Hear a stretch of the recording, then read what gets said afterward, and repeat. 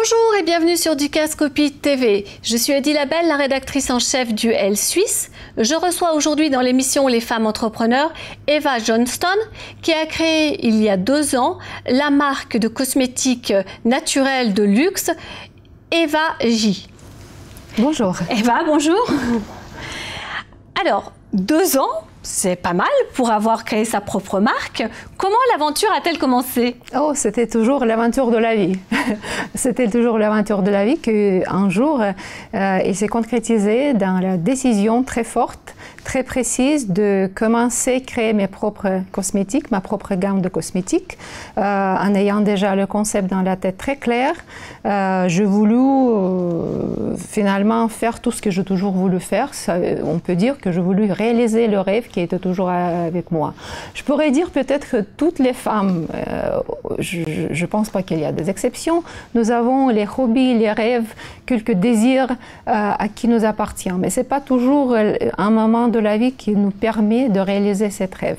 Je crois qu'à un moment donné, j'ai vu cette fenêtre, c'était intuitif, j'ai vu que c'est maintenant que je peux vraiment réaliser la rêve depuis toujours de créer la cosmétique naturelle, luxueuse, qui peut donner autant d'efficacité que toutes les marques grandioses et grandes marques, mais basée sur les actifs naturels avec l'efficacité thérapeutique. Et là, c'est l'histoire qui est commencée. Mais vous ne veniez absolument pas du secteur de la beauté ou de l'esthétique, vous étiez chez Nestlé. On peut dire ah oui et non, parce que toutes les femmes quand même appartiennent à ce monde.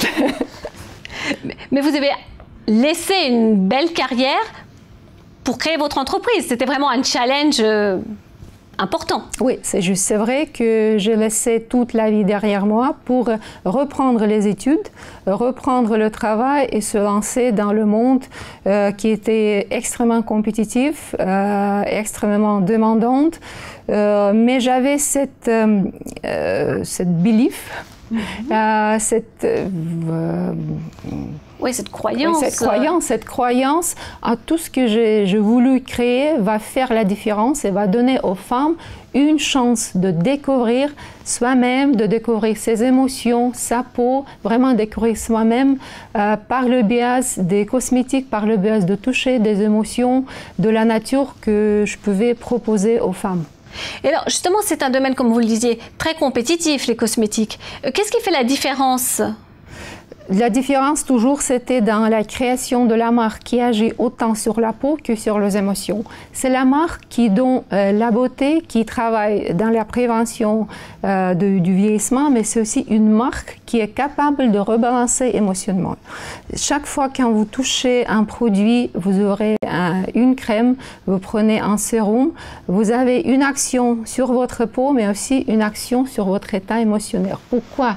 Parce qu'aujourd'hui, toutes les femmes nous sont mises en épreuve par le stress, absolument sans aucune exclusion. Et c'est le stress que malheureusement on veut pas, il faut gérer.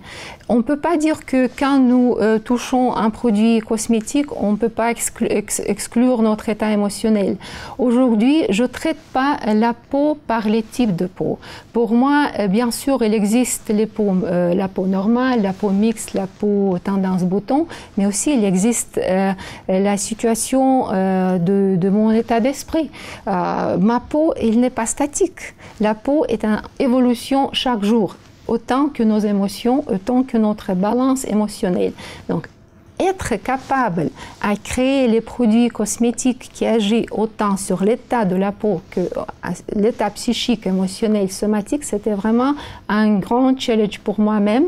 C'est pour cette raison que ça nous a pris plus que 5 ans pour élaborer assez petite gamme, assez petite marque, 5 ans dans la recherche constante. Et maintenant, vous les vendez en Suisse, bien sûr, mais aussi à l'étranger. Vous avez pu exporter? Oui, aujourd'hui, on vend à peu près partout en Europe. On commence les ventes privées en Asie aussi. On a bien sûr des grands plans pour tout le monde. Et quels sont les marchés les plus importants pour vous actuellement? Pour moi, toujours, le marché de la Suisse restera toujours mon marché domestique, le marché le plus important, parce que c'était les produits qui ont créé à base des produits, des plantes suisses, de l'eau, de lac de Thun, beaucoup conceptualisé ici en Suisse. Donc pour moi, le marché suisse toujours restera mon marché principal. Et lorsque vous avez créé votre entreprise, qu'est-ce qui vous a semblé le plus difficile? Je pense que c'est un peu être un Figaro. Gérer tout le temps les priorités qui vous semblent chaque priorité vous semble les priorités. Savoir ranger les priorités, savoir planifier, savoir faire le manager pour vous-même, je pense que ce sont les choses les plus importantes pendant la création. Parce que tout ça, finalement, on ne le sait pas vraiment quand on est juste un employé. On n'a pas ces préoccupations. Bien sûr, quand vous êtes un employé, vous avez les charges, les devoirs assez concrétisés. Et si vous voulez, vous avez votre champ d'application assez concret. Quand vous êtes sur votre propre compte, vous faites tout, depuis A jusqu'à Z. Donc, pour vous donner un exemple, il fallait bien sûr travailler sur le choix des ingrédients, sur les formules, mais aussi bien sûr sur le choix de packaging, sur l'aspect esthétique, sur l'aspect promotionnel, marketing, surtout. Toutes les choses sont à vous. Et qu'est-ce que vous avez préféré faire là-dedans ? C'était le marketing, c'était le packaging? Pour moi, c'était toujours la recherche parce que je suis fascinée par le cerveau, je suis fascinée par les relations entre la peau et le cerveau, par tout cet échange qui se passe chaque jour, chaque moment. Je faisais énormément des études moi-même, surtout dans la psychodermatologie. Donc tout ce que j'ai découvert, c'était formidable pour moi-même et j'ai voulu toujours partager cette découverte avec les consommateurs, avec les femmes.